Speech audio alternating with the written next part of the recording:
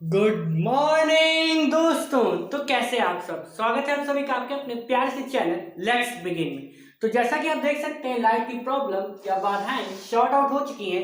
तो आज हम लोग जो टॉपिक स्टार्ट करने जा रहे हैं उसका नाम है बाधाएं। ओके, और इसको इंग्लिश में कह सकते हैं हम लोग कंस्ट्रेंट। क्या कहेंगे? कंस्ट्रेंट। सो चलिए स्टार्ट करते हैं अपने प्यारे से टॉपिक कंस्ट्रेंट की तरफ। माय फ्रेंड्स, सबसे पहले समझते हैं कंस्ट्रेंट होता क्या है। अच्छा, आप सपोज कीजिए आप एक बर्ड हैं और आप यहाँ पे एक बर्ड है जो स्पेस में उड़ रहे हैं और गाना गा रहे हैं, मैं पंछी बनूं उड़ता फिरूं मस्त गगन में। तो ठीक है, आप यहाँ पे मोशन ऐसे बर्ड की तरह मोशन कर रहे हैं। बट सपोज कीजिए आपने उस बर्ड को एक कंफाइंड रूम में रख दिया है। मतलब एक बर्ड है जो कि अभी इस रूम में बंद हो चुकी है। ठीक है, तो अब क्या ये स्पेस में पूरी तरह से फ्रीली मूव हो सकती है? ऑब्वियसली बात है, ये मूवमेंट करेगी। ये यहां से यहां आएगी, ये यहां से यहां जाएगी, यहां जाएगी, यहां जाएगी। बट अब इसके ऊपर एक रिस्ट्रिक्शंस आ चुके हैं, कुछ प्रतिबाधाएं इसके ऊपर लग चुकी हैं कि अब ये इस कमरे से बाहर नहीं निकल सकती। वो मूवमेंट जरूर करेगी बट कमरे से बाहर नहीं निकल सकती है। तो इन्हीं मोशंस को, कुछ रिस्ट्रिक्टेड मोशंस को ही हम लोग कंस्ट्रेंट कहते हैं। ठीक है, तो मतलब जब आप मोशन कर रहे हैं फ्रीली स्पेस में और आपने उनमें कुछ रिस्ट्रिक्शंस लगा रखी है, ठीक है, तब हम लोग उन्हीं मोशंस को रिस्ट्रिक्टेड मोशन या कंस्ट्रेंट मोशन के नाम से जानते हैं। चलिए एक और एग्जांपल से समझते हैं।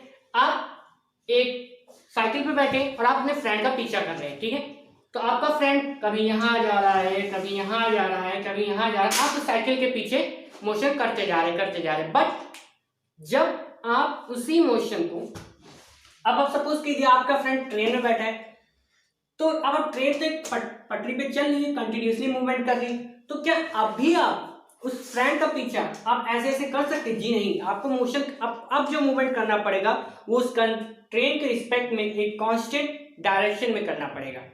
तो जब आपका पर्टिकुलर मोशन किसी फिक्स पोजीशंस पे रिस्ट्रिक्ट हो जाता है तब हम कहते हैं कि आप पे कंस्ट्रेंट्स लग गई हैं, आपके ऊपर कुछ बाधाएं लग चुकी हैं। आई होप समझ गए होंगे आप लोग कंस्ट्रेंट किसे कहते हैं। ठीक है, तो कंस्ट्रेंट मींस प्रतिबाधाएं, यानी जब आप मोशन कर रहे हैं और आपके मोशन को कुछ हद तक रोक दिया गया हो कि आप इस पर्टिकुलर डायरेक्शन में या पर्टिकुलर वेलोसिटी के साथ मूव कर रहे हो, तो उसमें हम लोग कंस्ट्रेंट कहते हैं। ठीक है, तो अब चलिए इसको कुछ डिफाइन कर लेते हैं। कंस्ट्रेंट को कैसे डिफाइन करेंगे? हाँ, certain restrictions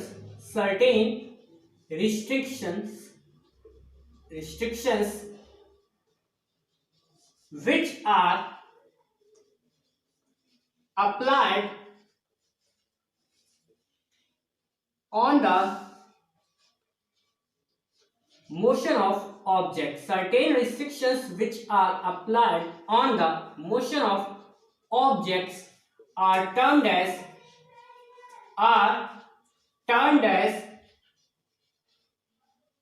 constraints. So I hope constraints क्या होता है आपको क्लियर हो चुका होगा। जब आपके मोशन को पर्टिकुलर डायरेक्शन, पर्टिकुलर वेलोसिटी पे रिस्ट्रिक्ट कर दिया जाता है कि अब आप फ्रीली स्पेस में नहीं मूवमेंट कर सकते और गाना नहीं गा सकते हैं, तब आप उसे कंस्ट्रेंट कहेंगे। So this much is clear. अब हम बात करते हैं इसके आगे types of constraints related. Okay, तो अब हम बात करते हैं types of constraint.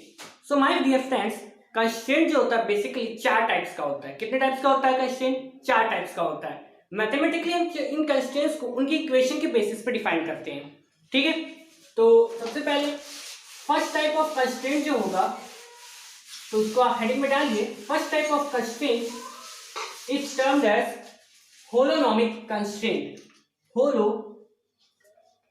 Holonomic constraints, holonomic constraint. ठीक है, जितने भी मैं कंस्ट्रेंट आपको डिफाइन करूंगा उन सब पे कुछ पर्टिकुलर मैथमेटिकल इक्वेशन होगी, जो भी इन इक्वेशन को सेटिस्फाई करेगा उस टाइप का कंस्ट्रेंट होगा। ठीक है, तो अ कंस्ट्रेंट विच सेटिस्फाई, अब आपसे क्वेश्चन में मैथमेटिक्स, जब आपसे एमसीक्यू टाइप के क्वेश्चन आएंगे तो आपसे पर्टिकुलर वो आपको इक्वेशन दे देगा, और आपसे कहेगा कि ये दिस टाइप ऑफ मोशन है या दिस टाइप ऑफ कंस्ट्रेंट है, तो आपको बस इक्वेशन को याद रखना है, मेमोराइज करना है और उसके कुछ एग्जांपल्स समझ के रखने हैं, ठीक है। तो ये क्लियर हो, इतना सफिशिएंट होगा आपके एग्जाम को, ठीक है। तो a constraint which satisfy the relation f of r1 r2 r3 t is equals to 0। Main motto क्या है, जितने भी कंस्ट्रेंट पढ़ेंगे दिस इक्वेशन इज सेम, ये यहां का साइन बदलेगा, ये एक sign, this sign will going to be change.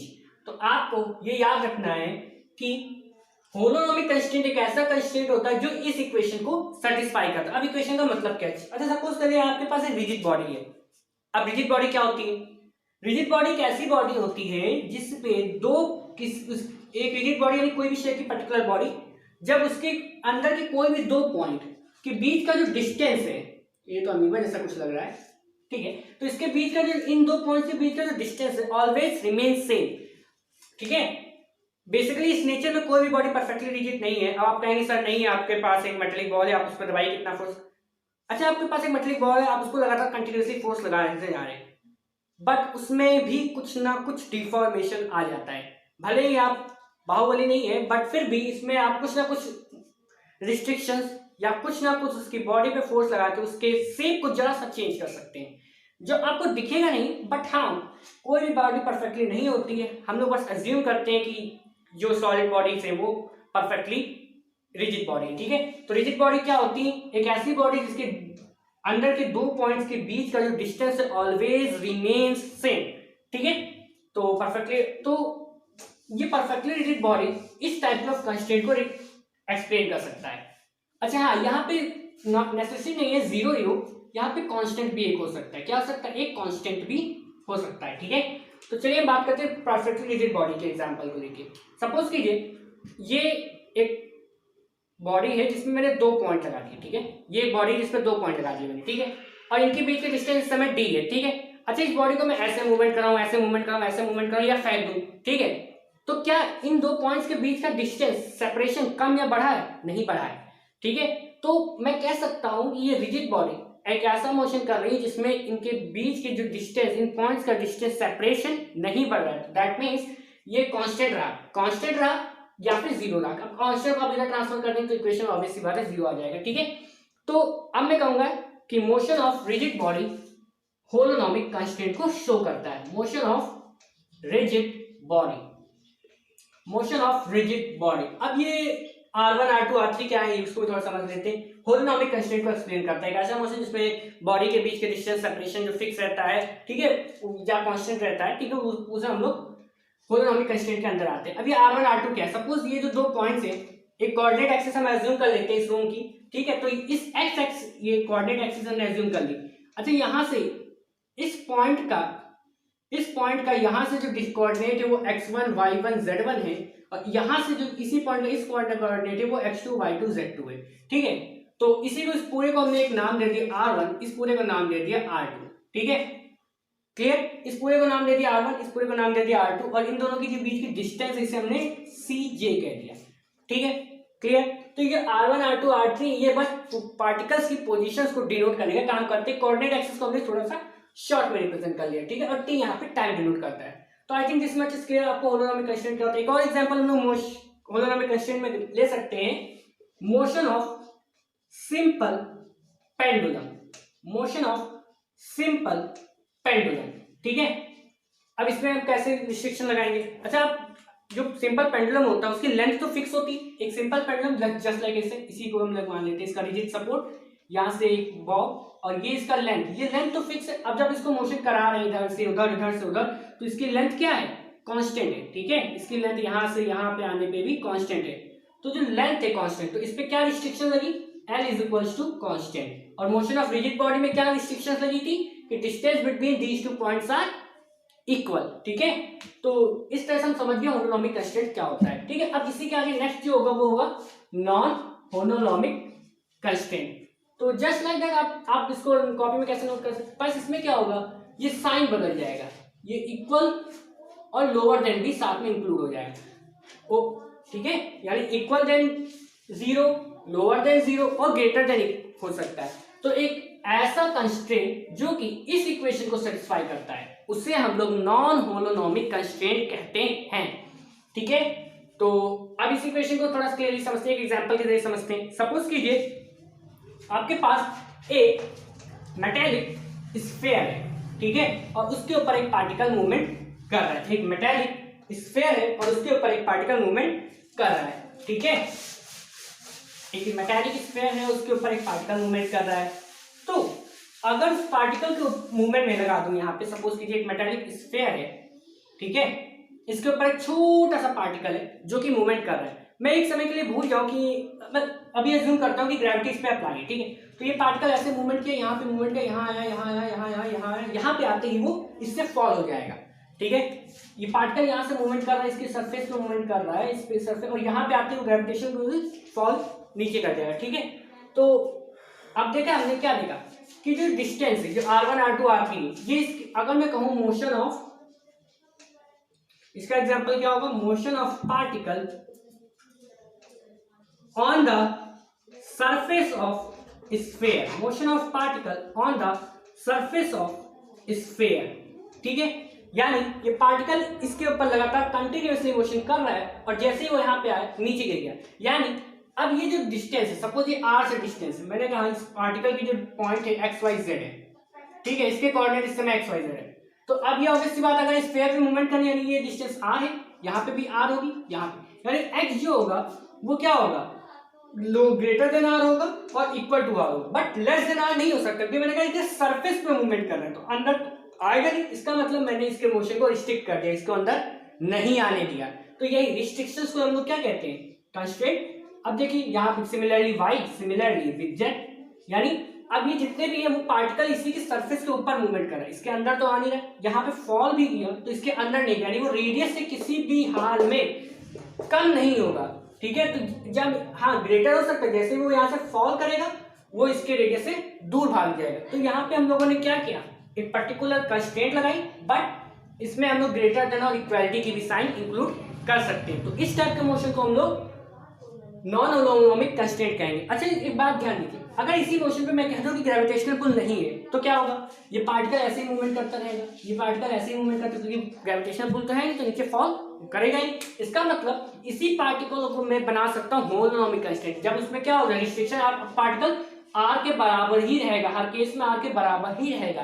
तो होलोनोमिक कंस्ट्रेंट में बदला जा सकता है जब मैं इसको ग्रेविटेशनल पुल को रिमूव कर दूं। क्लियर, तो अब आते हैं हमारे नेक्स्ट, तो आई थिंक इसमें जो आपने नोट कर लिया होगा, क्योंकि अब हम लोग थोड़ा सा बदलने वाले हैं। ठीक है, इसी को मैं बदल सकता हूँ, आप कहेंगे सर जी आप तो बार मिटा दे रहे हैं, तो आप रिवाइंड करके देखिए। और सिलियोनोमिक कांस्टेंट की हम लोग बात करते हैं, स्पेलिंग आप मैच कर लीजिएगा, ठीक है, सही होती है, ठीक है, सिलियोनोमिक कांस्टेंट, ठीक है, सिलियोनोमिक कांस्टेंट, ठीक है। तो ये क्या होता है, एक ऐसा मोशन जो कि टाइम पे डिपेंड ना रहे, एक ऐसा मोशन जो कि इस इक्वेशन को तो सेटिस्फाई करे बट उसमें टाइम का फंक्शन ना हो, एक ऐसा मोशन जो इक्वेशन को सेटिस्फाई करे बट टाइम का फंक्शन ना हो, तो उस मोशन को हम लोग कहते हैं सिलियोनोमिक कांस्टेंट। ठीक है, अब टाइम, जैसा मैंने कहा मोशन ऑफ रिजिड बॉडी, मैंने आपको एग्जांपल दिया था, ठीक है, मोशन ऑफ रिजिड बॉडी, तो उसमें मैंने क्या कहा था, दो पॉइंट्स के बीच में जो डिस्टेंस है वो सेपरेट नहीं होने वाली, वो बढ़ने वाली नहीं है, वो घटने वाली नहीं है। तो इसका मतलब क्या है, मैं इसको पेंसिल को ऐसे उठाऊं या ऐसे उठाऊं या 5 मिनट बाद आके इसको ऐसे उठा दूं, तो क्या उन दोनों पॉइंट्स के बीच की डिस्टेंस बढ़ रही है, नहीं बढ़ रही। दैट मीन्स क्या हुआ, ये हुआ ये कि उस टाइम के साथ भी मोशन रिजिड बॉडी में हमारी जो डिस्टेंस है इन दोनों के बीच में कोई भी सेपरेशन नहीं हुआ। इसका मतलब ये हुआ कि मोशन ऑफ रिजिड बॉडी को ही हम लोग इसके एग्जांपल में इंक्लूड कर सकते हैं जब टाइम का फंक्शन नहीं। और नॉर्मली सभी केसेस में लगभग जो भी होलोनोमिक कांस्टेंट होते हैं उन्हीं से रिलेटेड सिलियोनोमिक कांस्टेंट होता है, क्योंकि टाइम का फंक्शन वो नहीं होते। ठीक है, तो मोशन ऑफ रिजिड बॉडी भी इसका एग्जांपल हो जाएगा। ठीक है, motion of rigid body same with motion of rigid body और मोशन ऑफ सिंपल पेंडुलम भी सॉरी स्पेस फिल हो चुका था, इस वजह से थोड़ा पॉज करना पड़ा। तो सिलोनोमिक कांस्टेंट के बारे में जैसे हम लोग रीड कर रहे थे, a constraint motion which satisfy the relation this is known as scleronomic constant. और हाँ, इसका एग्जांपल मैंने आपको दे चुका था, motion of rigid body, motion of rigid body ये टाइम पे नहीं डिपेंड करती। जैसे मैंने अभी आपको बताया भी था कि अगर मैं इस पॉइंट को कहीं भी उछालूं या गैप करूं तो इस पे टाइम के साथ कोई डिफरेंस नहीं आने वाला। इन दोनों पॉइंट्स पे टाइम के साथ कोई डिफरेंस नहीं आना, मैं यहाँ फेंकूं वहां फेंकूं कुछ भी फर्क नहीं पड़ने वाला है। तो मोशन ऑफ रिजिड बॉडी जो होगा वो इस सिलोनोमिक कांस्टेंट के अंडर में आएगा। साथ ही साथ motion of simple pendulum, motion of simple pendulum भी इसी के अंडर में आएगा। क्यों आएगा ऐसा? क्योंकि यहाँ पे अगर आप सपोज कर लीजिए एक सिंपल पेंडुलम रखा है, तो यहां से ये एक मोशन है, ठीक है। देन आप लेंथ के साथ आप देखेंगे टाइम के साथ क्या इस लेंथ पे कोई वेरिएशन हो रहा है? नहीं हो रहा है, क्योंकि हमने क्या मान रखा है, ये इनएक्सटेंसिबल स्ट्रिंग है। दैट मीन्स मैं इसको यहाँ ले जाऊँ, मैं यहाँ ले जाऊँ, कोई फर्क नहीं पड़ने वाला है with respect to time. So this type of motion is also termed as motion of simple pendulum. तो आप देख सकते हैं जितने भी आपने होलोनोमिक कांस्टेंट पढ़े थे वो सब सिलोनोमिक कांस्टेंट के अंडर में आ सकते हैं, ठीक है। देन लास्ट जो होगा, तो आई होप दिस मच आप लिख सकते, इसको नोट कर लीजिएगा। लास्ट जो हमारा है वो है रिहोनोमिक कांस्टेंट, रिहोनोमिक कांस्टेंट। और हाँ, यहाँ पे is known as scleronomic constant. It does not depend upon time, it does not, ये जरूर लिखिएगा, ये जरूर लिखिएगा, it does not depend upon time. क्योंकि क्वेश्चन जो होगा आपसे डायरेक्ट यही पूछेगा, name the constant which does not depend upon time. तो इसका आंसर क्या होगा? Scleronomic constant. Last but not the least, हमारा प्यारा rheonomic constant. What is known as rheonomic constant. अब ये क्या होता है? A constant which satisfy the relation, यहाँ पे टाइम टी लगा दीजिए, ठीक है, टी लगा दीजिए, यानी ऐसा कांस्टेंट जो कि टाइम पे डिपेंड कर रहा है उसे हम लोग रिहोनोमिक कांस्टेंट के अंदर में गिनेंगे। तो यहाँ पे इट डज नॉट कीजिएगा, इट डिपेंड्स अपॉन टाइम, ठीक है, इट डिपेंड्स अपॉन टाइम। अब आप तो यहाँ रिलेट नहीं कर सकते, आप करिएगा, ठीक है। तो यहाँ पे इसका एग्जाम्पल भी बात कर लेते हैं कुछ जल्दी से।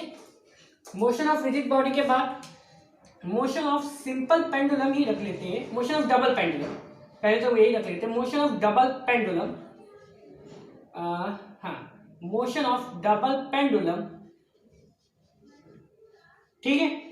और मोशन ऑफ सिंपल पेंडुलम के अंडर में भी आ सकता है हम लोग रिहोनोमिक कांस्टेंट में, ये एग्जांपल भी आ सकता है, बस शर्त ये है कि वो क्या होना चाहिए, विद एक्सटेंसिबल स्ट्रिंग। यानी मैं कह रहा हूं खिंचाव रहित नहीं, वो खिंचाव के साथ होगी, एक्सटेंसिबल स्ट्रिंग, यानी उसमें खिंचाव आप पैदा कर सकते हैं। तो समय के साथ उसके ऊपर खिंचाव लगेगा तो उस पर कंस्ट्रेंट जो होगी वो थोड़ी सी कम हो जाएगी, मतलब वो टाइम पे डिपेंड हो जाएगी, वो कंस्ट्रेंट जो होगी वो टाइम पे डिपेंड है। समय के साथ वो हम खींच रहे हैं तो टाइम पे डिपेंड हो जाएगा, यानी उसके अंडर में हम लोग motion of simple pendulum with extensible string, ठीक है। तो रिहोनोमिक कांस्टेंट क्या होता है? एक ऐसा कांस्टेंट जो कि टाइम पे डिपेंड करे वो रिहोनोमिक कांस्टेंट, जो नहीं डिपेंड करे वो सिलोनोमिक कांस्टेंट। इक्वेशन कुछ ऐसे ही दी रखी जाएंगे, आपसे पूछ लेगा डायरेक्ट क्वेश्चन कौन सी इक्वेशन सेटिस्फाई करता है। सो this much is all about constraint, इससे आगे कुछ भी नहीं है कंस्ट्रेंट में, ठीक है। तो आई होप आपको क्लियर हो चुका होगा कंस्ट्रेंट क्या होते हैं, हमने उनके 4 पार्ट्स पढ़े। और लास्ट में अब हम लोग अगले लेक्चर में हम लोग इसके बारे में सीखेंगे। नेक्स्ट लेक्चर में हम लोग सीखेंगे, मैं लिख देता हूँ, जनरलाइज्ड कोऑर्डिनेट। बहुत ही प्यारा सा छोटा सा लेक्चर होगा इस पे, बट अगर आपको ये नहीं आता है तो आप लैग्रेंजियन नहीं समझ सकते, और लैग्रेंजियन से हम लोग बहुत सारे क्वेश्चन करेंगे, लैग्रेंजियन में बहुत सारे ही क्वेश्चन हम लोग करेंगे लैग्रेंजियन। देन इसके बाद हम लोग हैमिल्टोनियन, और इसके बाद फर्दर हम लोग जो भी टॉपिक्स चूज करेंगे। तो आई होप आपको लेक्चर पसंद आया होगा। Thanks for watching. और आगे की टॉपिक्स को सीखने के लिए जनरलाइज कोऑर्डिनेट, लैग्रेंजियन के एग्जाम्पल, बीट्स हो गया हमारा, मोशन ऑफ जब हम लोग एक कह सकते हैं एक पार्टिकल को ड्रॉप कर दे उस समय पे क्या होगा, सिंपल पेंडुलम में लैग्रेंजियन क्या होगा, सभी बहुत से क्वेश्चन आपको अपने क्वेश्चन मिलेंगे। तो इन सब के बारे में जानने के लिए stay tuned with us. Thanks for watching.